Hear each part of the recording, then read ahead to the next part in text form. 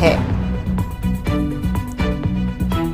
LOC के नजदीक पाकिस्तानी सेना ने गोलीबारी की है। लगातार 7वें दिन पाकिस्तान ने सीज फायर का उल्लंघन किया है। कुपवाड़ा, उरी और अखनूर में पाकिस्तान ने गोलीबारी की है। भारतीय सेना ने पाकिस्तान को मुंहतोड़ जवाब दिया है। तो लगातार गोलीबारी की जा रही है। पाकिस्तान की तरफ से सीज फायर का उल्लंघन किया जा रहा है। लाइन ऑफ कंट्रोल पर 7वें दिन भी गोलीबारी की गई है। और आइए सीधे रुख करेंगे अपने संवाददाता मीर आफ्ताब अहमद का। मीर, लगातार एक के बाद एक आज 7वां दिन हो गया है लाइन ऑफ कंट्रोल पर सीज फायर का उल्लंघन करते पाकिस्तान को।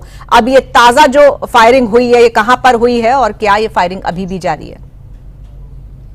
देखिए, एक मिनट फिर देखा जाए पहलगाम हमले के बाद, जिस तरह से पहलगाम हमले के बाद यहाँ पे प्रधानमंत्री ने पाकिस्तान का बाइकआउट किया है, चाहे वाघा अटारी को बंद कर दिया, चाहे इनका पानी बंद कर दिया गया है, या यहाँ पे इनके जितने भी नागरिक थे उनको यहाँ से भगा दिया गया। लेकिन उसके बावजूद पाकिस्तान बोखलट का शिकार होने के बाद आज 7वें रोज भी इन्होंने उत्तरी कश्मीर का जो बारामूला है या कुपवाड़ा है, इसी तरह जम्मू के कई इलाके ऐसे हैं जहाँ पे इन्होंने छोटे छोटे हथियारों से हमारी सेना पर फायरिंग कर दी, लेकिन उसका उन्हें भरपूर जवाब मिला है। फिलहाल फायरिंग बंद हो चुकी है। रात का समय था, रात को आधे घंटे तक इन्होंने फायर कर दिया था। रात 12:30 से लेके तकरीबन 1 बजे तक इन्होंने सिक्योरिटी फोर्सेज जो हमारी वहाँ पे सेना लगी है बॉर्डर से, उन पे फायर कर दिया था, लेकिन उन्होंने उसका भरपूर जवाब दिया है।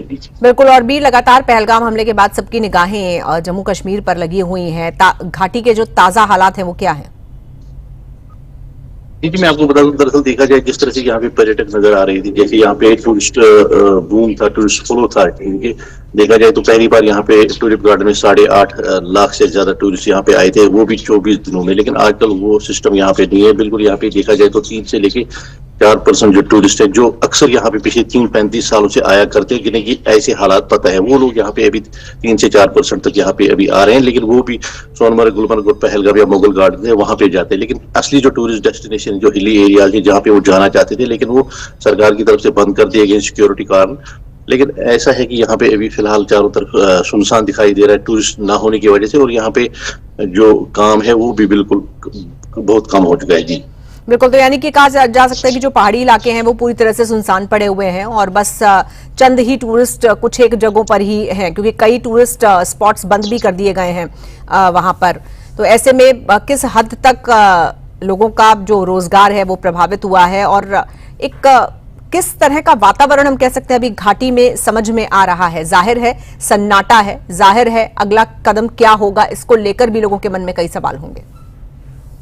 देखिए, 2 तरह के यहाँ पे अगर देखा जाए, यहाँ की जो फ्रूट इंडस्ट्री है या यहाँ पे जो टूरिज्म इंडस्ट्री है से वाबस्ता जो लोग हैं, ये बैकबोन कहलाई जाती है। लेकिन फिलहाल दोनों टूट चुके हैं, क्योंकि मैं आपको बता दूं रिसेंटली यहाँ पे ओलाबारी हुई है, यहाँ पे रेड स्टार हुए हैं, जिसकी वजह से यहाँ का जो मेवा भी वो तकरीबन तबाह हो चुका है शुरू में। अब देखना है कि किसका मेवा यहाँ पे बचा होगा, तो वो आने वाला समय ही बता सकता है। दूसरी जानिब अब एक और उम्मीद थी लोगों को, टूरिज्म इंडस्ट्री, वो भी यहाँ पे जो दहशतगर्द ने पहलगाम में जो खेल खेला उसकी वजह से यहाँ पे बर्बाद कर दिया गया। क्योंकि यहाँ पे मैंने आपको पहले भी बताया कि 2 से लेकर 4% यहाँ पे टूरिस्ट नजर आ रहे हैं। जो लोग यहाँ पे आया करते थे, जिन्होंने यहाँ पे बुकिंग कैंसिल कर दी है, जिसकी वजह से होटलियर्स परेशान है, जिसकी वजह से हाउस बोट ऑनर्स परेशान है, और इस जो टूरिज्म रिलेटेड लोग थे वो बिल्कुल सभी परेशान हैं। जी बिल्कुल। और जिस तरह से आतंकवादियों के ठिकानों को ध्वस्त भी किया गया और लगातार आतंकवादियों का सफाया करने के लिए वो तत्परता नजर आ रही है, चाहे हमारे सुरक्षा बलों और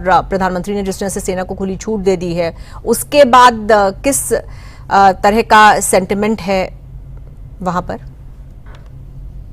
देखिए, मेन चीज ये है कि जो इस इंसिडेंट, जो पहलगाम वाला इंसिडेंट है, इसमें जो मिलिटेंट इन्वॉल्व थे उनकी धरपकड़ या उन्हें मार गिराने की जो कोशिश थी वो सेना को पूरी करने की जरूरत है। क्योंकि लोगों में एक गुस्सा है, खासकर अगर कंट्री के लोगों ने ये गुस्सा है कि उनके लोगों को यहाँ पे इस धरती पे मारा गया है, या हमें भी इसी तरह यहाँ पे जो लोग यहाँ पे टूरिज्म रिलेटेड लोग हैं, इन्हें भी यही गुस्सा है कि इनकी रोजी रोटी छीन ली गई। दोनों तरफ से देखा जाए तो चाहे कंट्री के लोग यहाँ पे घूमने के लिए थे, उनके अंदर भी बहुत ज्यादा गुस्सा है। इसी तरह यहाँ के जो लोग थे, जो मेहमान नवाज कहलाए जाते हैं, उनके अंदर भी बहुत ज्यादा गुस्सा है।